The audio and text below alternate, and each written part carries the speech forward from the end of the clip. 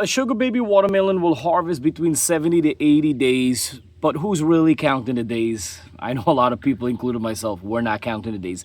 So I'm going to show you a couple tips how you could tell right now, and we're going to harvest this sugar baby watermelon right now and see if the test really works or not. Sugar baby watermelon, this is it right here. It's a smaller type of watermelon, and I prune all the leaves out. We're battling downy mildew. The hot and cold temperature right now is not the best. So I'm going to tell you right now, follow this part right here, and you're going to normally come here, and this is your tendril. Once this is brown and dried up, that's one indication. This is how the tendril look right here. This is normally, but you have to make sure this tendril, it's here. The other thing you could look, you want to make sure the watermelon is dull like this. And then turn it around, we don't have the yellow spot. You doesn't always have the yellow spot, but you could see we got some scratches on this watermelon. That's a really good. You have to look for webbing and all these little scratch and stuff. These are all sign. And I like to give it a knock. It doesn't sound that hollow. Normally you wanted to sound a little bit hollow. Looking at this dark spot right here coming out with a lighter green over here, that's a good indication with all the scratch and everything. So we're gonna take a look and see how this goes. Oh, my chop was not the best, but all right. Oh, not bad. Look at that.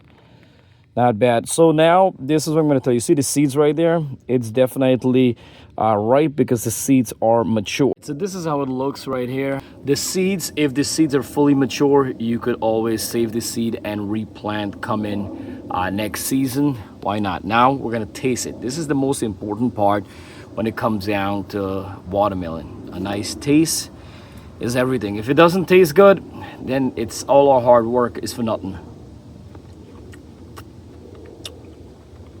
Wow. So it's very, very juicy, very, very tasty. It's worth it. All right. If it was sour, I would have been down, but very delicious. My kids, my pet pig, oh my God, they're gonna love this. So we're gonna put a piece, half of it in the fridge. Oh my God, cold the next day is 10 times even delicious. We love our watermelon nice and cold. So overall, I'm actually pretty good. It's really tasty. It's delicious. It's right enough.